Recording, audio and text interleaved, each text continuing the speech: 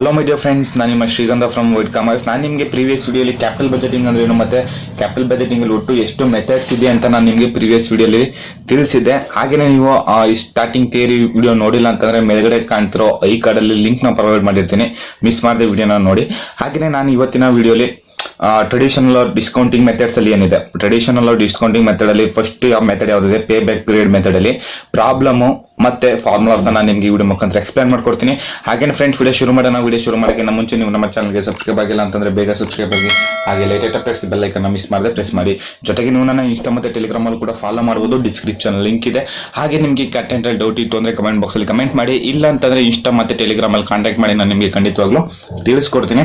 ಈಗ ವಿಷಯಕ್ಕೆ ಬರೋಣ, ಜಾಸ್ತಿ ಟೈಮ್ ವೇಸ್ಟ್ ಮಾಡೋದು ಬೇಡ. ಸೊ ಫಸ್ಟ್ ನಾವು ಈಗ ಪೇ ಬ್ಯಾಕ್ ಪೀರಿಯಡ್ ಮೆಥಡ್, ಇದು ಕ್ಯಾಪಿಟಲ್ ಬಜೆಟಿಂಗ್ ಅಲ್ಲಿ ಟ್ರೆಡಿಷನಲ್ ನಾನ್ ಡಿಸ್ಕೌಂಟಿಂಗ್ ಮೆಥಡ್ಸ್ ಅಲ್ಲಿ first method. First of all ನಾವು ಪ್ರಾಬ್ಲಮ್ ಶುರು ಮಾಡೋಕ್ಕಿಂತ ಮುಂಚೆ ಪೇ ಬ್ಯಾಕ್ ಪೀರಿಯಡ್ ಮೆಥಡ್ ಅಂದ್ರೆ ಏನಂತ ಫಸ್ಟ್ ತಿಳ್ಕೊಳ್ಳೋಣ. It determines or calculate the length or time which required to recover the initial investment of a project.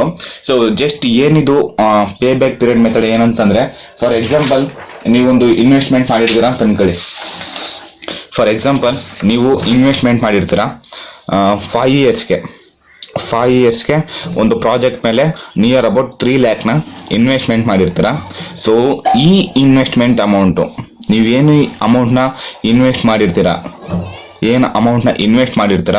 ಈ amount ಎಷ್ಟು ವರ್ಷದ ಒಳಗಡೆ ರಿಕವರ್ ಆಗ್ಬೋದು. ಫಾರ್ ಎಕ್ಸಾಂಪಲ್ ಅದು 2 ಇಯರ್ಸ್ ಅಲ್ಲಾರ ಆಗ್ಬೋದು, ಇಲ್ಲ 4 ಇಯರ್ಸ್ ಅಲ್ಲಾರ ಆಗ್ಬೋದು, ಇಲ್ಲ 3 ಇಯರ್ಸ್ ಅಲ್ಲ ಆಗ್ಬೋದು. ಸೊ ನಾವು ರಿಕವರ್ ಟೈಮ್ನ ಕಂಡುಹಿಡಿತೀವಲ್ಲ, ಸೊ ಎಷ್ಟು ವರ್ಷದೊಳಗಡೆ ಅದು ನಾವು ರಿಕವರ್ ಆಗುತ್ತೆ ಅನ್ನೋದು ಕಂಡುಹಿಡಿತೀವಲ್ಲ, ಅದನ್ನ ನಾವು ಪೇ ಬ್ಯಾಕ್ ಪೀರಿಯಡ್ ಮೆಥಡ್ ಅಂತ ಕರಿತೀವಿ. ಸೊ ಪೇ ಬ್ಯಾಕ್ ಪೀರಿಯಡ್ ಮೆಥಡ್ಗೆ ಫಾರ್ಮುಲಾ ಏನಂತ ನೋಡೋದಾದ್ರೆ, initial investment divided by CFAT per annum. CFAT ಅಂತಂದ್ರೆ ಕ್ಯಾಶ್ ಫ್ಲೋ ಆಫ್ಟರ್ ಟ್ಯಾಕ್ಸ್, ಅರ್ಥ ಆಯ್ತಲ್ವಾ? So cash flow after tax ನ ಯಾವ ರೀತಿ ಕಾಂಪ್ಯೂಟ್ ಮಾಡೋದು ಅಂತಂದ್ರೆ, ನೀವು ಇಲ್ಲಿ ಕ್ಯಾಶ್ ಫ್ಲೋ ಆಫ್ಟರ್ ಟ್ಯಾಕ್ಸ್ ನ ಯಾವ ರೀತಿ ಕಾಂಪ್ಯೂಟ್ ಮಾಡೋದು ಅಂತಂದ್ರೆ, ಪ್ರಾಫಿಟ್ ಇರುತ್ತೆ, profit minus depreciation. So profit ಇಂದ ನಮ್ಗೆ ಡಿಪ್ರಿಸಿಯೇಷನ್ ಡಿಡಕ್ಟ್ ಮಾಡಿದ್ರೆ ನಮಗ್ ಸಿಗೋದು ಪ್ರಾಫಿಟ್ ಬಿಫೋರ್ ಟ್ಯಾಕ್ಸ್, ಅರ್ಥ ಆಯ್ತಲ್ವಾ? Profit before tax. ಅದ್ರ ಪ್ರಾಫಿಟ್ ಬಿಫೋರ್ ಟ್ಯಾಕ್ಸ್ ಅಲ್ಲಿ ಟ್ಯಾಕ್ಸ್ ನ ಡಿಡಕ್ಟ್ ಮಾಡಿದ್ರೆ, ಅರ್ಥ ಆಯ್ತಲ್ವಾ? ಟ್ಯಾಕ್ಸ್ ನ ಡಿಡಕ್ಟ್ ಮಾಡಿದ್ರೆ ನಮಗ್ ಸಿಗೋದು ಪ್ರಾಫಿಟ್ ಆಫ್ಟರ್ ಟ್ಯಾಕ್ಸ್, ಅರ್ಥ ಆಯ್ತಲ್ವಾ? ಟ್ಯಾಕ್ಸ್ ನ ಪ್ರಾಫಿಟ್ ಬಿಫೋರ್ ಟ್ಯಾಕ್ಸ್ ಅಲ್ಲಿ ನಾವು ಟ್ಯಾಕ್ಸ್ ನ ಡಿಡಕ್ಟ್ ಮಾಡಿದ್ರೆ ನಮ್ಗೆ ಸಿಗೋದು ಪ್ರಾಫಿಟ್ ಆಫ್ಟರ್ ಟ್ಯಾಕ್ಸ್. ಅದಕ್ಕೆ ಪ್ಲಸ್ ಡಿಪ್ರಿಸಿಯೇಷನ್, ನಾವೇನು ಪ್ರಾಫಿಟ್ ಇಂದ ಡಿಪ್ರಿಸಿಯೇಷನ್ ನ ಡಿಡಕ್ಟ್ ಮಾಡಿರ್ತೀವಿ, ಮತ್ತೆ ನಾವು ಅದನ್ನ ಪ್ರಾಫಿಟ್ ಆಫ್ಟರ್ ಟ್ಯಾಕ್ಸ್ಗೆ ಡಿಪ್ರಿಸಿಯೇಷನ್ ಆಡ್ ಮಾಡಿದ್ರೆ ನಮ್ಗೆ ಸಿಗೋದು ಕ್ಯಾಶ್ ಫ್ಲೋ ಆಫ್ಟರ್ ಟ್ಯಾಕ್ಸ್, ಅರ್ಥ ಆಯ್ತಲ್ವಾ? ಸೊ ನಿಮ್ಗಿದು ಫಾರ್ಮೇಟ್ ನೀಟಾಗಿ ಅರ್ಥ ಆಯ್ತು ಅಂತ ಅನ್ಕೊಳ್ತೀನಿ. ಸೊ ಏನಕ್ಕಂತಾರೆ ಫಾರ್ಮೇಟ್ ತುಂಬಾನೇ ಇಂಪಾರ್ಟೆಂಟ್.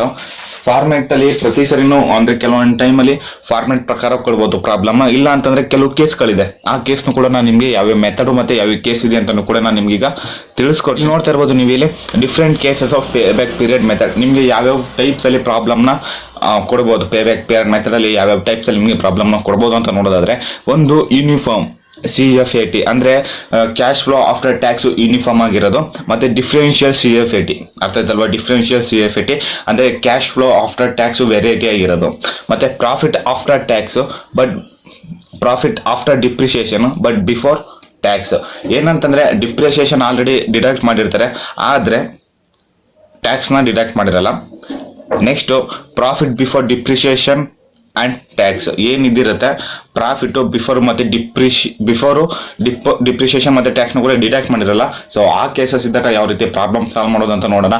ಈಗ ನಾನು ನಿಮ್ಗೆ ಈ ವಿಡಿಯೋಲಿ 4 ಕೇಸಲ್ಲೂ ಕೂಡ ಪ್ರಾಬ್ಲಮ್ ನ ಸಾಲ್ವ್ ಮಾಡ್ಕೊಡ್ತಿರ್ತೀನಿ. ವಿಡಿಯೋನೆಲ್ಲೂ ಕೂಡ ಸ್ಕಿಪ್ ಮಾಡಿ ಕೊನೆವರೆಗೂ ನೋಡಿ. ನೋಡೋಣ, ಪ್ರಾಬ್ಲಮ್ ಶುರು ಮಾಡೋಣ. ಫಸ್ಟ್ ಕೇಸ್ ನಮ್ಗೆ ಯಾವ್ದಿತ್ತು ಅಂತಂದ್ರೆ uniform cash flow after tax, ಅರ್ಥ ಆಯ್ತಲ್ವಾ? Uniform cash flow after tax. So ನೋಡೋಣ, ಫಸ್ಟ್ ಕ್ವಶನ್ ನೋಡೋಣ. ಫಸ್ಟ್ ಮೆಥಡ್ ಅಲ್ಲಿ A project has initial investment of ₹4 lakh and it will produce cash flow after tax of ₹80,000 per annum for 10 years. Compute the payback period for the project. So ಇದು direct ಆಗಿದೆ, ಏನಂತಂದ್ರೆ uniform ಆಗಿದೆ cash flow after tax. So ಯಾವುದೇ ರೀತಿ problem ಇರಲ್ಲ, just ನಾವು ಇದಕ್ಕೆ simple ಫಾರ್ಮುಲಾನ apply ಮಾಡಬೇಕು. ಸೊ ಫಸ್ಟ್ ಗಿವನ್ ನೋಡೋಣ. So given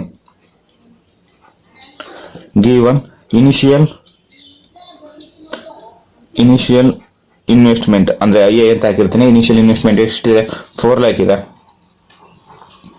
4 lakh. Then cash flow after tax CFAT cash flow after tax is equal to 80,000 per annum. Then formula ನೋಡೋಣ. ಪೇಬ್ಯಾಕ್ period ಅರ್ಥ ಆಯ್ತಲ್ವಾ? ಪೇಬ್ಯಾಕ್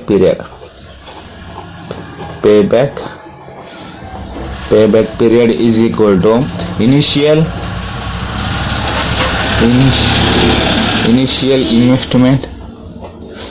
investment divided by cash flow after tax.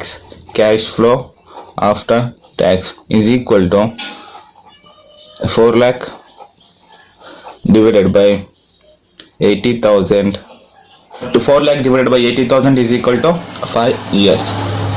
ಏನಂತಂದ್ರೆ ನಾವು ಏನು 4 lakh investment ಮಾಡಿರ್ತೀವಿ ಅದು 5 years ಒಳಗಡೆ ನಮಗೆ ರಿಕವರ್ ಆಗುತ್ತೆ. ಅರ್ಥ ಆಯ್ತಲ್ವಾ? ಸೊ ನೆಕ್ಸ್ಟ್ ಅದೇನು ಬರುತ್ತೆ ಅದು ನೆಕ್ಸ್ಟ್ ಬಿಟ್ಟಿದ್ದು. ಸೊ ನೆಕ್ಸ್ಟ್ ನಮ್ಗದು ನಾವು 4 lakh ಇನ್ವೆಸ್ಟ್ಮೆಂಟ್ ಮಾಡಿದ್ದು ನಮಗೆ 5 years ಒಳಗಡೆ ರಿಕವರ್ ಆಗುತ್ತೆ. ಸೊ ನೋಡೋಣ ನೆಕ್ಸ್ಟ್ ಕೇಸ್ ನೋಡೋಣ.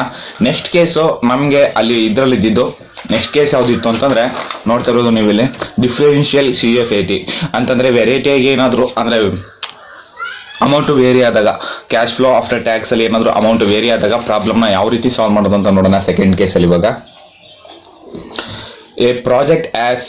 ಪ್ರಾಜೆಕ್ಟ್ 8 ಅನ್ನೋದೇ ಒಂದು project as on initial investment of rupees 4 lakh and its cash flow for 5 years are 1,20,000, 1,50,000, 1,10,000, then 1,80,000. Determine the payback period.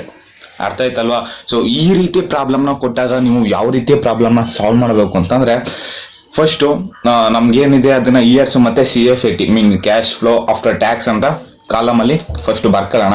So ಅರ್ಥ ಆಯ್ತಲ್ವಾ? So years CFAT.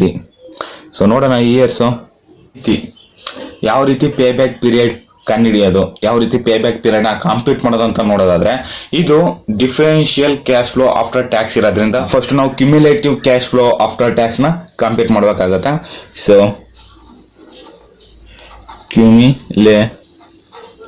Cumulative cash flow after tax.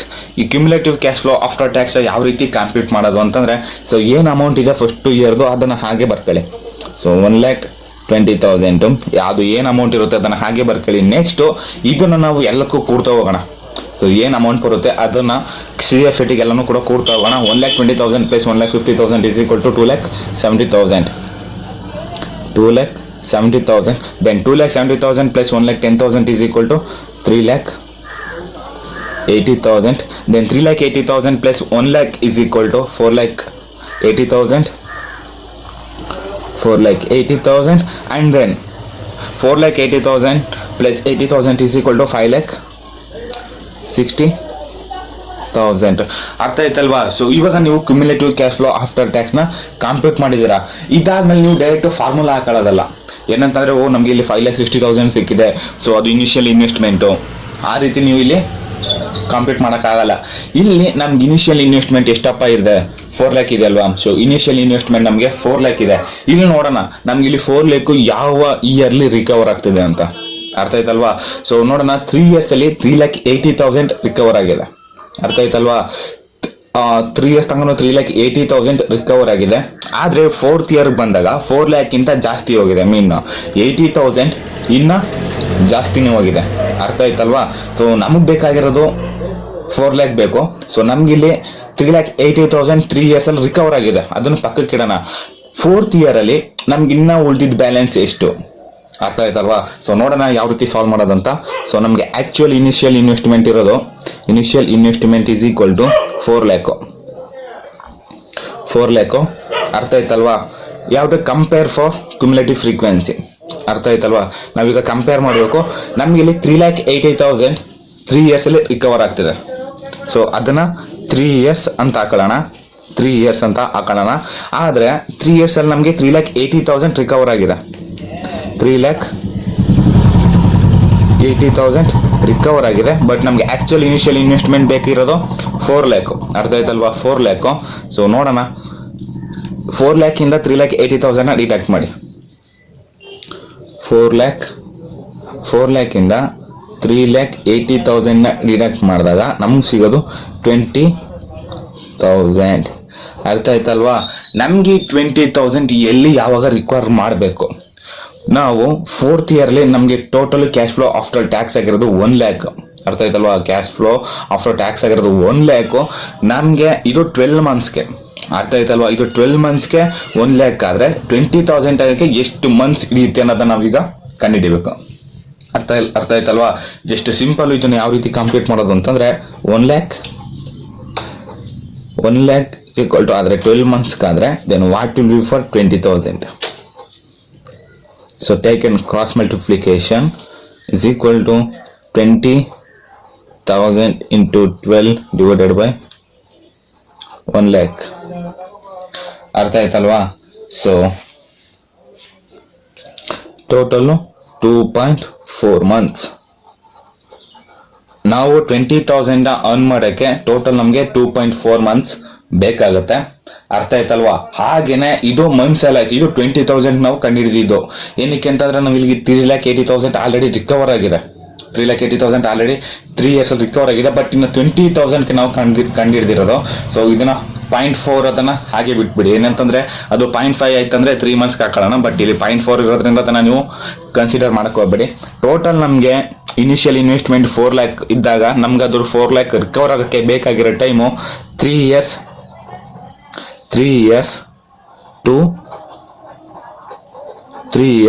2 months. ಅರ್ಥ ಆಯ್ತಲ್ವಾ? Just simple. ಇದೇ ರೀತಿ ನೀವು ಪ್ರಾಬ್ಲಮ್ನ ಏನಂತಂದ್ರೆ variety ಆಗಿ ಏನಾದ್ರು ಡಿಫ್ರೆಂಟ್ ಆಗಿ ಏನಾದ್ರು ಕ್ಯಾಶ್ ಫ್ಲೋ ಆಫ್ಟರ್ ಟ್ಯಾಕ್ಸ್ ನ ಕೊಟ್ಟಿದ್ದಾಗ ನೀವು ಈ ರೀತಿ ಪೇ ಬ್ಯಾಕ್ ಪೀರಿಯಡ್ ನ ಕಂಡುಹಿಡಿಬೇಕಾಗುತ್ತೆ. ಸೊ ಆನ್ಸರ್ ಬಂದು ನಿಮ್ಗೆ 3 years 2 months. ಅರ್ಥ ಆಯ್ತಲ್ವಾ? ಸೊ ಹಾಗಾಗಿ ನೋಡೋಣ ನೆಕ್ಸ್ಟ್ ಕೇಸ್ ನೋಡೋಣ. ನೆಕ್ಸ್ಟ್ ಕೇಸ್ ಯಾವ ರೀತಿ ಇದೆ ಅಂತ. ನಾವಿವಾಗ ಪೇ ಬ್ಯಾಕ್ ಪೀರಿಯಡ್ ಅಲ್ಲಿ uniform cash flow after tax ಮತ್ತೆ differential cash flow after tax ಇದ್ದಾಗ ನಾವು ಪ್ರಾಬ್ಲಮ್ ನ ಸಾಲ್ವ್ ಮಾಡೋದು. ಈಗ ನೆಕ್ಸ್ಟ್ ಕೇಸ್ ನೋಡೋಣ. Profit after depreciation but before tax. ಅರ್ಥ ಆಯ್ತಲ್ವಾ? Profit after depreciation but before tax ಇದ್ದಾಗ ನಾವು ಯಾವ ರೀತಿ ಪ್ರಾಬ್ಲಮ್ ನ ಸಾಲ್ವ್ ಮಾಡೋದು ಅಂತ ನೋಡೋಣ. ಈಗ ಕ್ವಶನ್ ನೋಡೋಣ. A project cost ₹25 lakh and yields annually a profit of ₹5 lakh after depreciation 15% but before tax 50%. Compute the pay back period. ಏನಂತಂದ್ರೆ ಆಫ್ಟರ್ ಡಿಪ್ರಿಸಿಯೇಷನ್ ಕೊಟ್ಟಿದ್ದಾರೆ ಬಟ್ ಇನ್ನು ಟ್ಯಾಕ್ಸ್ ಡಿಡಕ್ಟ್ ಆಗಿಲ್ಲ. ಇಲ್ಲಿ ಡಿಪ್ರಿಸಿಯೇಷನ್ ಆಲ್ರೆಡಿ ಡಿಡಕ್ಟ್ ಮಾಡಿದ್ದಾರೆ. ನಾವು ಇಲ್ಲಿ ಟ್ಯಾಕ್ಸ್ ನ ಡಿಡಕ್ಟ್ ಮಾಡಿ ಮತ್ತೆ ಡಿಪ್ರಿಸಿಯೇಷನ್ ಆಡ್ ಮಾಡಬೇಕು. ಏನಕ್ಕೆ ಅಂತಾರೆ ನಮಗೆ ಕ್ಯಾಶ್ ಫ್ಲೋ ಏನಂತಂದ್ರೆ ಕ್ಯಾಶ್ ಫ್ಲೋ ಆಫ್ಟರ್ ಟ್ಯಾಕ್ಸ್ ಬೇಕು ಅಂತಂದ್ರೆ ನಾವಿಲ್ಲಿ ಟ್ಯಾಕ್ಸ್ ನ ಡಿಡಕ್ಟ್ ಮಾಡಿ ಡಿಪ್ರಿಸಿಯೇಷನ್ ಆಡ್ ಮಾಡಬೇಕು. ಜಸ್ಟ್ ಸಿಂಪಲ್ ಇದೆ ಪ್ರಾಬ್ಲಮ್ ಯಾವ ರೀತಿ ಅಂತ ತಿಳಿಸ್ಕೊಡ್ತೀನಿ ಇವಾಗ. ಸೊ ನೋಡ್ತಾ ಇರ್ಬೋದು ನಮಗೆ ಕ್ವಶನ್ ಅಲ್ಲಿ ಪ್ರೊವೈಡ್ ಮಾಡಿದ್ದಾರೆ. ಸೊ ಟೋಟಲ್ ಇಲ್ಲಿ ಇನಿಷಿಯಲ್ ಇನ್ವೆಸ್ಟ್ಮೆಂಟ್ ಇರೋದು 25 lakh. ಅರ್ಥ ಆಯ್ತಲ್ವಾ? ಸೊ ನಮ್ಗೆ ಇಲ್ಲಿ ಇನಿಷಿಯಲ್ ಇನ್ವೆಸ್ಟ್ಮೆಂಟ್ ಇರೋದು 25 lakh ಅವರೇ ಪ್ರೊವೈಡ್ ಮಾಡಿದ್ದಾರೆ. ಬಟ್ ನಮ್ಗೆ ಈಗ ಕ್ಯಾಶ್ ಫ್ಲೋ ಆಫ್ಟರ್ ಟ್ಯಾಕ್ಸ್ ನ ಕಂಡುಹಿಡಿಯಬೇಕು. ಸೊ ಕ್ವಶನ್ ನಮ್ಗೆ ಏನ್ ಪ್ರೊವೈಡ್ ಮಾಡಿದ್ದಾರೆ ಅಂತಂದ್ರೆ profit after depreciation but before tax. ಅರ್ಥ ಆಯ್ತಲ್ವಾ? Profit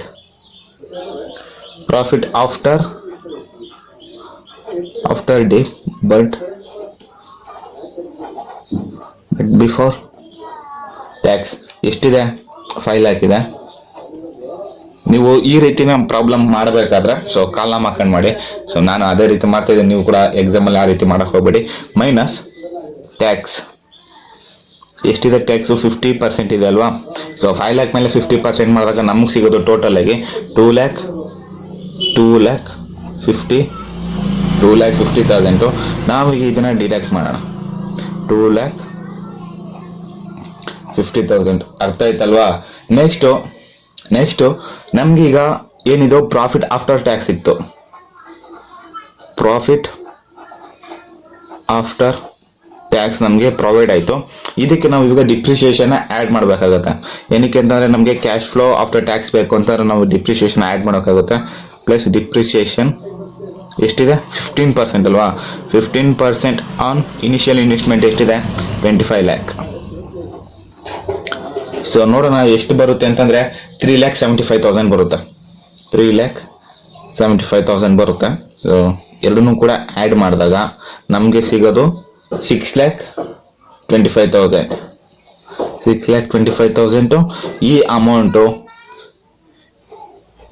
cash flow after tax ಬಂದು ನಮಗೆ 6,25,000. ಅರ್ಥ ಆಯ್ತಲ್ವಾ? ನೆಕ್ಸ್ಟು ಈ ತರ ನಾವೀಗ ಫಾರ್ಮುಲಾಗೆ ಅಪ್ಲಿಕೇಬಲ್ ಮಾಡೋಣ. ನಮಗೆ ಕ್ಯಾಶ್ ಫ್ಲೋ ಆಫ್ಟರ್ ಟ್ಯಾಕ್ಸ್ ಸಿಕ್ಕಿದೆ.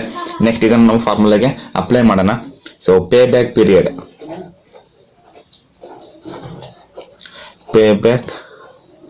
so payback period is equal to initial investment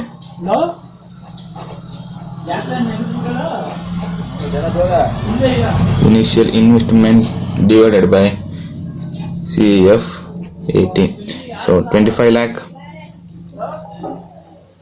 divided by 6,25,000 is equal to 4 years. ಅರ್ಥ ಆಯ್ತಲ್ವಾ? ಸೊ ತುಂಬಾನೇ ಸಿಂಪಲ್ ಪ್ರಾಬ್ಲಮ್, ಇದು ಅರ್ಥ ಆಗಿದೆ ಅಂತ ಅನ್ಕೊಳ್ತೀನಿ. ಇದು ಯಾವ ಕೇಸಲ್ಲ, ಇದು ನಮಗೆ problem profit after depreciation but before tax. ಈಗ ಲಾಸ್ಟ್ ಕೇಸ್ ನೋಡೋಣ, profit before depreciation and tax. ಅರ್ಥ ಆಯ್ತಲ್ವಾ? ಪ್ರಾಫಿಟ್ ಬಿಫೋರ್ ಡಿಪ್ರಿಸಿಯೇಷನ್ ಟ್ಯಾಕ್ಸ್ ಅಲ್ಲಿ ಪ್ರಾಬ್ಲಮ್ ಯಾವ ರೀತಿ ಇರುತ್ತೆ ಅಂತ ನೋಡೋಣ. A project X has initial investment of rupees 4 lakh and it profit before depreciation and tax for 5 years are 1 lakh, 1,20,000, 1,30,000, 1,30,000, 90,000 and tax rate is 50%. Compute the payback period. ಇಲ್ಲಿ ನೀವು ನೋಡ್ತಾ ಇರ್ಬೋದು ಏನಾಗಿದೆ ಅಂತಂದ್ರೆ ಇಲ್ಲಿ different cash flow after tax ನ ಕೊಟ್ಟಿದ್ದಾರೆ, different profit ನ ಕೊಟ್ಟಿದ್ದಾರೆ. ಅಂದ್ರೆ ಮೆರಿಟ್ ಪ್ರಾಫಿಟ್ ಇದೆ. ಇದನ್ನ ನಾವು ಯಾವ ರೀತಿ ಮಾಡಬೇಕು ಅಂತಂದ್ರೆ ನಾವು ಸ್ಟೆಪ್ ಟೂ ಅಲ್ಲಿ ಯಾವ ರೀತಿ ಪ್ರಾಬ್ಲಮ್ ನ ಸಾಲ್ವ್ ಮಾಡ್ದೋ, ಸೊ CF80 ಇಂದ ಕ್ಯುಮುಲೇಟಿವ್ ಫ್ರೀಕ್ವೆನ್ಸಿ ಕಂಡಿಡ್ರಿ ಯಾವ ರೀತಿ ಪ್ರಾಬ್ಲಮ್ ನ ಸಾಲ್ವ್ ಮಾಡ್ದೋ ಅದೇ ರೀತಿ ಇಲ್ಲೂ ಕೂಡ ನಾವು ಅದೇ ರೀತಿ ಪ್ರಾಬ್ಲಮ್ ನ ಸಾಲ್ವ್ ಮಾಡ್ಬೇಕಾಗತ್ತೆ. ಪ್ರತಿಯೊಂದು ಪ್ರಾಫಿಟ್ಗೂ ನಾವು ಡಿಪ್ರಿಸಿಯೇಷನ್ ಮೈನಸ್ ಮಾಡಿ, ನೆಕ್ಸ್ಟ್ ಅದಕ್ಕೆ ಟ್ಯಾಕ್ಸ್ ನ ಮೈನಸ್ ಮಾಡಿ, ಮತ್ತೆ ಅದಕ್ಕೆ ಡಿಪ್ರಿಸಿಯೇಷನ್ ಆಡ್ ಮಾಡಿ ನಾವು ಅದನ್ನ ಪ್ರಾಬ್ಲಮ್ ನ ಕ್ಯಾಲ್ಕುಲೇಟ್ ಮಾಡ್ಬೇಕಾಗುತ್ತೆ. ಅದನ್ನ ಯಾವ ರೀತಿ ಅನ್ನೋದನ್ನ ನಾನು ಈಗ ತೋರಿಸ್ಕೊಡ್ತೇನೆ. ಸೊ ಪ್ರಾಬ್ಲಮ್ ನಮಗೆ ಫ್ರೆಂಡ್ಸ್ ಇವಾಗ ವೆರೈಟಿ ಪ್ರಾಫಿಟ್ ನ ಕೊಟ್ಟಿದ್ದಾರೆ. ಅದನ್ನ ನಾವು ಈ ರೀತಿ ಸ್ಟೇಟ್ಮೆಂಟ್ ಅಲ್ಲಿ ನಾವು ಇದನ್ನ ಪ್ರಾಬ್ಲಮ್ ನ ಸಾಲ್ವ್ ಮಾಡೋಕ್ಕಾಗುತ್ತೆ. Statement sowing CF80 and cumulative CF80 ನೋಡೋಣ. ಫಸ್ಟ್ ಇವಾಗ ಎಷ್ಟು ಇಯರ್ಸ್ ಇದೆ ಅದನ್ನ ಬರ್ಕೊಳ್ಳೋಣ. ಅರ್ಥ ಆಯ್ತಲ್ವಾ? Next profit before depreciation and tax ಎಷ್ಟು ಕೊಟ್ಟಿದ್ದಾರೆ ಅಲ್ವಾ? ಹಾಗೇನೆ ಡಿಪ್ರಿಸಿಯೇಷನ್ ನೀವು ಕ್ವಶನ್ ನೋಡ್ತಿರ್ಬೋದು, ಇಲ್ಲಿ ಡಿಪ್ರಿಸಿಯೇಷನ್ ಅವರು ಪ್ರೊವೈಡ್ ಮಾಡಿಲ್ಲ. ಇವಾಗ ಡಿಪ್ರಿಸಿಯೇಷನ್ ಪ್ರೊವೈಡ್ ಮಾಡಿಲ್ಲ ಅಂದಾಗ ನಾವು ಯಾವ ರೀತಿ ಡಿಪ್ರಿಸಿಯೇಷನ್ ಕಂಪ್ಲೀಟ್ ಮಾಡಬೇಕು ಅಂತಂದ್ರೆ ನಮ್ಗೆ ಇಲ್ಲಿ ಟೋಟಲ್ ಇನಿಷಿಯಲ್ ಇನ್ವೆಸ್ಟ್ಮೆಂಟ್ ಇರೋದು 4 ಲ್ಯಾಕ್, ಹಾಗೇನೆ 5 ಇಯರ್ಸ್ ಅಂತ ಕೊಟ್ಟಿದ್ದಾರೆ. ಅರ್ಥ ಆಯ್ತಲ್ವಾ? 5 ಇಯರ್ಸ್ ಅಂತ ಕೊಟ್ಟಿದ್ದಾರೆ. ನಾವೀಗ ಸ್ಟ್ರೇಟ್ ಲೈನ್ ಮೆಥಡ್ ಅಲ್ಲಿ ಡಿಪ್ರಿಸಿಯೇಷನ್ ಕಂಪ್ಲೀಟ್ ಮಾಡೋಕೆ number of years divided by initial investment divided by total investment divided by number of years. So ಈ ರೀತಿ ಕಂಪ್ಲೀಟ್ ಮಾಡಿದಾಗ ನಮಗೆ ಡಿಪ್ರಿಸಿಯೇಷನ್ ಸಿಗುತ್ತೆ. ಅದು ನಾವು ಸ್ಟ್ರೇಟ್ ಲೈನ್ ಮೆಥಡ್ ಅಲ್ಲಿ ಅದನ್ನ ಅಪ್ಲಿಕೇಬಲ್ ಮಾಡ್ತಾ ಹೋಗೋಣ. ಸೊ ಸ್ಟ್ರೇಟ್ ಲೈನ್ ಮೆಥಡ್ ಅಂದ್ರೆ ನಿಮ್ಗೆ ಗೊತ್ತಿರುತ್ತೆ. ಸೊ ಇಲ್ಲಿ ಸೈಡ್ ಅಲ್ಲಿ ಮಾಡ್ತಾ ಇದ್ದೀನಿ. ಸೊ ನಮ್ ಡಿಪ್ರಿಸಿಯೇಷನ್ ಯಾವ ರೀತಿ ಕಂಡಿದೆ ಅಂತ ನಾನು ನಿಮ್ಗೆ ಇಲ್ಲಿ ತೋರಿಸ್ತಾ ಇದ್ದೀನಿ. So depreciation is equal to total investment divided by number of years. So total investment ಎಷ್ಟಪ್ಪ? 4 ಲ್ಯಾಕ್ ಇದೆ. 4 lakh divided by number of year 5 years is equal to 80,000. ನಾವು ಇದನ್ನ ಸ್ಟ್ರೈಟ್ ಲೈನ್ ಮೆಥಡ್ ಅಲ್ಲಿ ಅಪ್ಲಿಕೇಬಲ್ ಮಾಡಿದಾಗ ಪ್ರತಿ ಇಯರ್ಗೂ 80,000 ಡಿಪ್ರಿಸಿಯೇಷನ್ ಸಿಗುತ್ತೆ. ಸೊ ಈಗ ಅದನ್ನು ನಾವು ಅಪ್ಲೈ ಮಾಡ್ತಾ ಹೋಗೋಣ. 80,000 ಸ್ಟ್ರೈಟ್ ಲೈನ್ ಮೆಥಡ್ ಅಲ್ಲಿ 80,000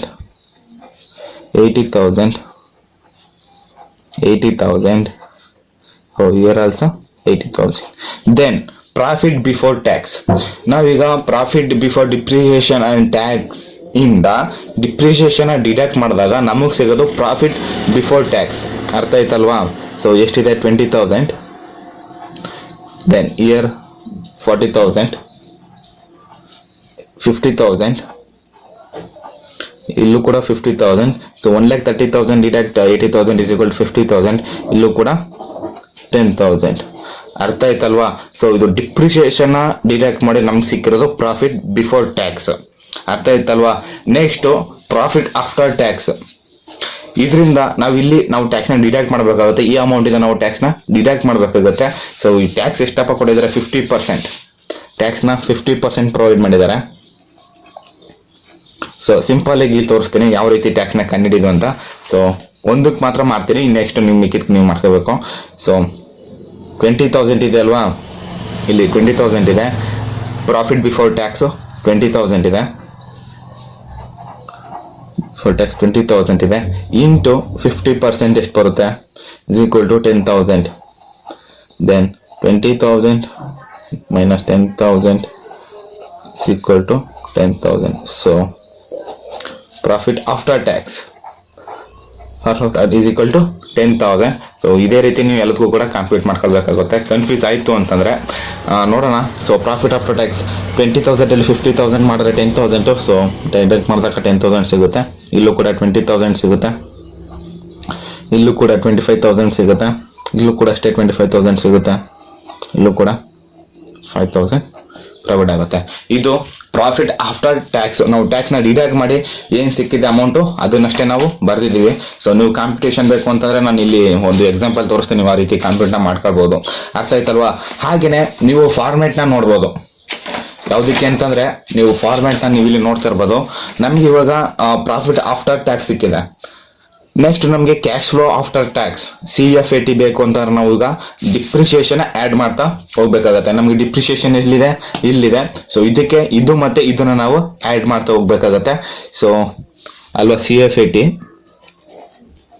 ಡಿಪ್ ಪ್ಲಸ್ PAT ಅರ್ಥ ಆಯ್ತಲ್ವಾ? 10,000 plus 80,000 90,000 then 80,000 plus 20,000 so 1 lakh. Then 80,000 plus 25,000 1 lakh 5,000. ಇಲ್ಲೂ ಕೂಡ ಅಷ್ಟೇ 1 lakh 5,000. Then 80,000 plus 5,000 85,000. ಸೊ ನಾನು ನಿಮಗೆ ಲಾಸ್ಟ್ ಟೈಮ್ ಹೇಳಿದ್ದೆ ವೆರೈಟಿ ಮೀನ್ ಏನಂತಂದ್ರೆ ಡಿಫ್ರೆಂಟ್ ಆಗಿ ನಮಗೆ ಕ್ಯುಮ್ಯುಲೇಟಿವ್ ಫ್ರೀಕ್ವೆನ್ಸಿ ಇದ್ದಾಗ ನಾವು ಯಾವ ರೀತಿ ಕಾಂಪೀಟ್ನ ಮಾಡಬೇಕು ಅಂತ ನಾನು ನಿಮಗೆ ಸ್ಟೆಪ್ 2 ಅಲ್ಲಿ ತೋರಿಸಿದೆ. ಕ್ಯುಮ್ಯುಲೇಟಿವ್ ಫ್ರೀಕ್ವೆನ್ಸಿನ ಕಂಡುಹಿಡಿಬೇಕು ಅಂತ. ಸಾರಿ, ಫ್ರೀಕ್ವೆನ್ಸಿ ಎಲ್ಲ ಕ್ಯುಮ್ಯುಲೇಟಿವ್ ಕ್ಯಾಶ್ ಫ್ಲೋ ಆಫ್ಟರ್ ಟ್ಯಾಕ್ಸ್ನ ಕಾಂಪ್ಯೂಟ್ ಮಾಡಬೇಕು ಅಂತ. ಅದನ್ನು ನಾವಿಲ್ಲಿ ಯಾವ ರೀತಿ ಕಾಂಪ್ಯೂಟ್ ಮಾಡೋದು ಅಂತಂದರೆ, ಸೊ ಫಸ್ಟ್ ಪ್ರಾಫಿಟ್ ಏನಿದೆ 90,000 ಅದನ್ನು ಆ್ಯಸ್ ಇಟ್ ಈಸ್ ಸೇಮ್ ಬರೀರಿ. 90,000 ಪ್ಲಸ್ 1 lakh ಇದನ್ನು ನೆಕ್ಸ್ಟ್ ಆ್ಯಡ್ ಮಾಡ್ತಾ ಹೋಗ್ತಾರೆ. ಅಷ್ಟು ಇಲ್ಲಿಂದ ಇಲ್ಲಿಗೆ ಆ್ಯಡ್ ಮಾಡ್ತಾ ಹೋಗ್ತಾರೆ. 90,000 plus 1 lakh 90,000. Then 1,90,000 plus 1,05,000 is equal to 2,95,000. ಅರ್ಥ ಆಯ್ತಲ್ವಾ? 2,95,000. Then 2,95,000 plus 1,05,000 is equal to 4 lakh. Then 4 lakh plus 85,000 4,85,000. ಇದು ಕ್ಯುಮ್ಯುಲೇಟಿವ್ ಫ್ರೀಕ್ವೆನ್ಸಿ ಅಲ್ಲ, cumulative cash flow after tax. ನೋಡೋಣ, ನಾವು ಇವಾಗ ಕ್ವಶನ್ ಬರೋಣ. ನಮಗೆ ಕ್ವಶನಲ್ಲಿ ನೀಟಾಗಿ ಪ್ರೊವೈಡ್ ಮಾಡಿದ್ದಾರೆ. Initial investment of rupees 4 lakh ಅಂತ ಪ್ರಾಪರ್ ಆಗಿ ಮೆನ್ಷನ್ ಮಾಡಿದ್ದಾರೆ. ನೋಡೋಣ ನಾವಿಲ್ಲಿ ಕ್ಯುಮ್ಯುಲೇಟಿವ್ ಫ್ರೀಕ್ವೆನ್ಸಿಲಿ 4 lakh ಯಾವಾಗ ರಿಕವರ್ ಆಗ್ತಿದೆ ಅಂತ. ಸೊ 4th ಇಯರ್ಲಿ 4 lakh ನಮಗೆ ರಿಕವರ್ ಆಗ್ತಿದೆ. ಎಕ್ಸಾಕ್ಟ್ ಆಗಿ 4th ಇಯರ್ ನಮಗೆ 4 lakh ರಿಕವರ್ ಆಗ್ತಿದೆ. ಸೊ ಅಲ್ಲಿಗೆ ನಮ್ಗೆ ಯಾವುದೇ ರೀತಿ ಕಾಂಪೀಟ್ ಮಾಡೋ ಅವಶ್ಯಕತೆ ಇರಲ್ಲ. ನಾವು ಸ್ಟೆಪ್ 2 ಅಲ್ಲಿ ಮಾಡಿದ್ದು ನೆನಪಿರ್ಬೋದು ನಿಮಗೆ. ಏನಕ್ಕೆ ಅಂತಂದ್ರೆ 3ನೇ ವರ್ಷದಲ್ಲಿ 3,80,000 ಕ್ಲಿಯರ್ ಆಗಿ ನೆಕ್ಸ್ಟ್ ಇಯರ್ಗೆ ಸ್ವಲ್ಪ ಜಾಸ್ತಿ ಆಗಿದೆ. ಅದನ್ನು ನಾವು ಯಾವ ರೀತಿ ಕಾಂಪೀಟ್ ಮಾಡೋದು ಅಂತ ನಿಮಗೆ ಗೊತ್ತು. ಆದರೆ ಇಲ್ಲಿ ಡೈರೆಕ್ಟ್ ಆಗಿ ನಮಗೆ 4 lakh ಸಿಕ್ಕಿರೋದ್ರಿಂದ ಯಾವುದೇ ರೀತಿ ಕ್ಯಾಲ್ಕುಲೇಷನ್ ಅವಶ್ಯಕತೆ ಇರಲ್ಲ. ಸೊ ಟೋಟಲ್ ಆನ್ಸರ್ ಬಂದು pay back period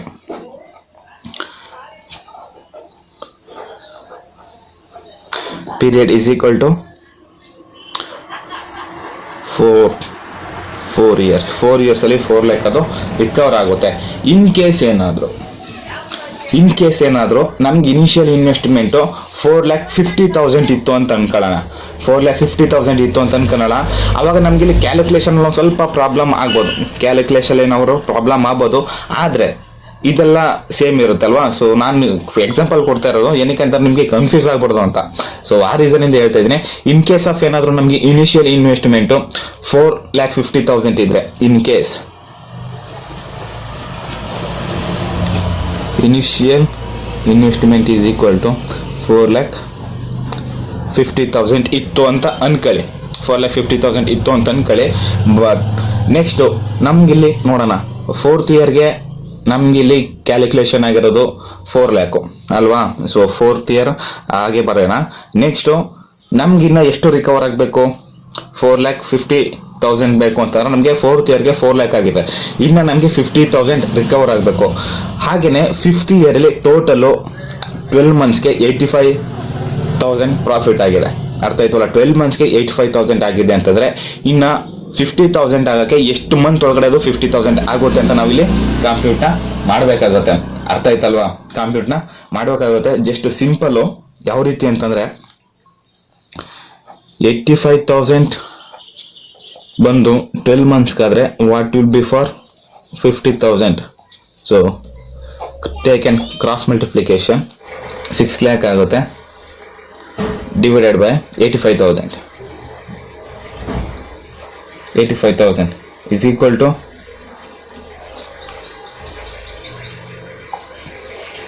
7 months. 7.05 months ಸಿಗುತ್ತೆ ನಮಗೆ. ಟೋಟಲು 50,000 ಮಾಡೋಕ್ಕೆ 7.05 ಮಂತ್ಸ್ ಬೇಕಾಗುತ್ತೆ. ಸೊ 0 ಅದನ್ನ ಬಿಟ್ಬಿಡೋಣ.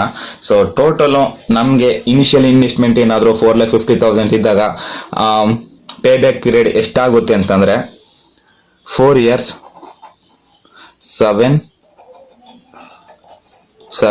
months. ನಾನು ಏನಕ್ಕೆ ಇದನ್ನು ತೋರಿಸ್ತೆ ಅಂತಂದರೆ ನಿಮಗೆ ಕನ್ಫ್ಯೂಸ್ ಆಗಬಾರ್ದು. ನಾನು ಏನಕ್ಕೆ ಲಾಸ್ಟ್ ಟೈಮ್ ಅವ್ರು ಆ ರೀತಿ ಮಾಡಿ ಇವಾಗ 4 ಲ್ಯಾಕ್ ಅಂತ ಡೈರೆಕ್ಟಾಗಿ ಹಾಕೊಂಡ್ರು ಅಂತ ನಿಮಗೆ ಕನ್ಫ್ಯೂಸ್ ಆಗಬಾರ್ದು. ಸೊ ಆ ರೀಸನಿಂದ ನಾನು ಈ ರೀತಿ ಮಾಡಿದ್ದು. ಹಾಗೆ ನಿಮಗೆ ವಿಡಿಯೋ ಇಷ್ಟ ಆಗಿರಲಿ ಒಂದು ಲೈಕ್ನ ಮಾಡಿ, ಜೊತೆಗೆ ಈ ವಿಡಿಯೋನ ನಿಮ್ಮ ಫ್ರೆಂಡ್ಸ್ ಮತ್ತು ನಿಮ್ಮ ಕಾಲೇಜ್ ಗ್ರೂಪ್ಸಲ್ಲಿ ವಿಡಿಯೋನ ಶೇರ್ ಮಾಡಿ. ಪ್ಲೀಸ್ ದಯವಿಟ್ಟು ಶೇರ್ ಮಾಡಿ. ಹಾಗೆಯೇ ನಿಮ್ಮ ಲವ್ ಆ್ಯಂಡ್ ಸಪೋರ್ಟ್ ಇದೇ ರೀತಿ ಮುಂದೆನೂ ಕೂಡ ಕಂಟಿನ್ಯೂ ಆಗ್ತಾನೆ ಇರಲಿ. ಹಾಗೆಯೇ ಫಸ್ಟ್ ಟೈಮ್ ನೀವು ನಮ್ಮ ಚಾನಲ್ಗೆ ವಿಸಿಟ್ ಮಾಡಿ ನಮ್ಮ ವಿಡಿಯೋ ನೋಡ್ತಿದ್ದೀರಾ ಅಂತಂದರೆ ಬೇಗ ನಮ್ಮ ಚಾನಲ್ಗೆ ಸಬ್ಸ್ಕ್ರೈಬ್ ಆಗಿ ಹಾಗೆ ಲೈಕ್ ಟಪ್ ಪ್ರೆಸ್ ಬೆಲ್ ಐಕಾನ್ ಮಿಸ್ ಮಾಡದೆ ಪ್ರೆಸ್ ಮಾಡಿ. ಮತ್ತೆ ನಾನು ನೆಕ್ಸ್ಟ್ ವಿಡಿಯೋದಲ್ಲಿ ಸಿಗ್ತೀನಿ. ಅಲ್ಲಿವರೆಗೂ ಟೇಕ್ ಕೇರ್. ಬಾಯ್.